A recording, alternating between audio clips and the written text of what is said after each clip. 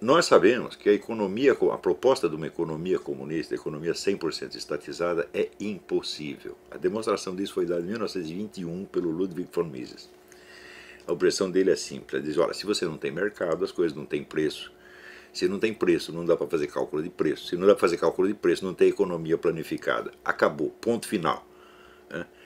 Teve o cara que era ministro da economia da Iugoslávia, Eduardo Cardelli, esperneou um pouquinho, mas no fim eles decidiram ficar quietos porque sabem que o cara disse é verdade. Não dá para fazer. Não dá para fazer isso aí. Né? Vai ter que fazer outro negócio e chamar de comunismo. Né? Então, isso quer dizer que a economia comunista sendo impossível, eles não vão realizá-la, mas eles vão realizar alguma outra coisa. O que é a outra coisa? Outra coisa é o fortalecimento político ilimitado do movimento comunista. Ele não precisa estatizar a economia para ele ser impotente, para ele ser onipotente.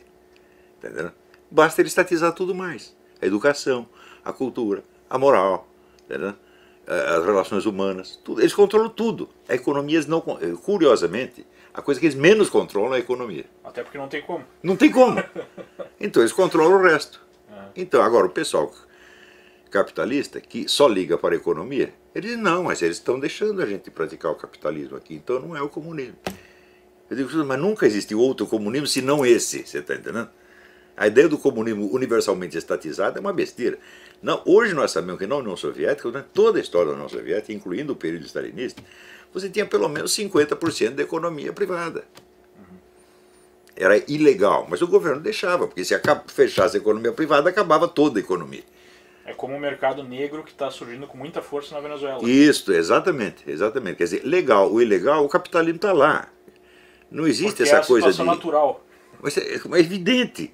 Só existe economia capitalista, não existe economia que não seja capitalista. Se você pensar, mas a economia feudal, eu falo, meu filho, naquele tempo o capital era a terra. O capital consistia de duas coisas, terra e armas. Isso era o capital. Então era uma economia capitalista feudal.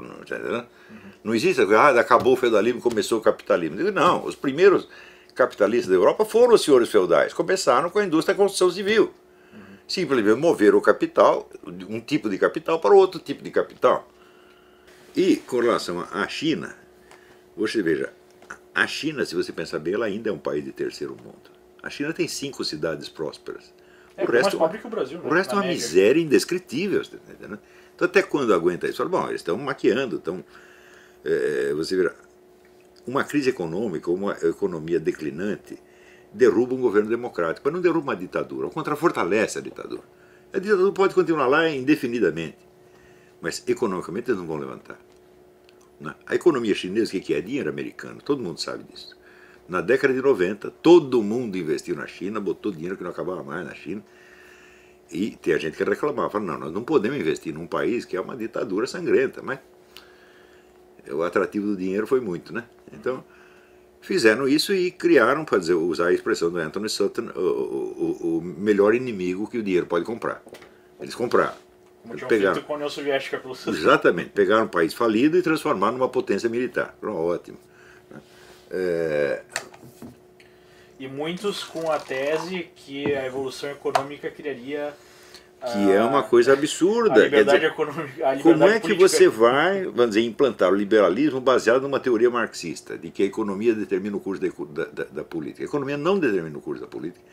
A economia é uma coisa que você pode mudar com uma lei, você muda todo o sistema econômico. A economia é um negócio muito volátil, ela não é infraestrutura. A imaginação humana, ela pensa em economia, então ela pensa em máquinas, em riqueza material, né? Mas isso é uma imagem. Né? A economia, na verdade, é constituída de normas e de leis que presidem as relações entre as pessoas. Você pode mudar essas relações em 5 minutos. Não é isso? Então, longe de ser uma base, a economia é como se fosse uma superfície. Ela expressa o estado total da sociedade. E esse estado total aparece aonde? Na cultura, na moral, nos hábitos, nos valores, que são os valores que decidem o que as pessoas vão fazer. A economia não decide. Você vê, você é capaz de você prever a conduta de um sujeito pela conta bancária dele? Impossível. Né? Então, por menor ou maior que seja. O sujeito, ele faz aquilo em que ele acredita, tá certo? E não aquilo que a conta bancária dele determina. Então, quer dizer, os elementos culturais e psicológicos são muito mais fortes do que a economia. E pior, os próprios comunistas sabem disso. Agora, quem não sabe são os liberais, que acreditam que a economia decide o curso das coisas. Eu digo, então inverteu, meu filho. Os caras que dizem que são marxistas agem Como né, ao contrário. E quem é antimarxista age como se fosse marxista. Então ficou todo mundo louco, pô. Né? Então, a economia de livre mercado ela é necessária para a liberdade, mas ela não é suficiente de jeito nenhum. Esse talvez seja o grande erro. Claro, claro. Porque no Brasil, quando a gente conversa com banqueiro, enfim, com pessoas do meio financeiro, eu tenho oportunidade de conversar com muitos, a conversa sempre é a seguinte: não, esse pessoal do PT aí que é mais, eles gostam de grana, eles não vão fazer nada, eles querem participar, querem tomar o poder, mas a gente continua aqui Sim, dominando. é verdade, a gente continua com a nossa empresa, etc. Mas e o resto da sociedade? Digo, você está ganhando seu dinheiro, você está feliz? Eu digo, muito bem, só que você está, com o seu dinheiro, você está contribuindo para destruir a vida de milhões de pessoas. E a sua própria, né? Eu particularmente... E vão entrar na sua vida privada também, meu Eu filho. particularmente saí do país porque, por mais dinheiro que tu tenha, se tu não consegue sair da tua própria casa e ir até um restaurante com a possibilidade de tomar um tiro, não faz sentido. Mas já está o negócio, você tem um monte de dinheiro, tá certo, mas você não tem liberdade nenhuma, na verdade. Você só tem uma liberdade, que é de ganhar dinheiro. Mas você não pode nem sair na rua com o dinheiro, né? Exatamente. Então, quer dizer, essa ilusão, quer dizer, é um fetichismo, isso não é capitalismo, isso é dinheirismo. Você acredita que ter dinheiro é tudo. Ele escuta, mas espera aí, nas relações humanas reais, o dinheiro é um nada. É o que os americanos chamam aqui de crown capitalism.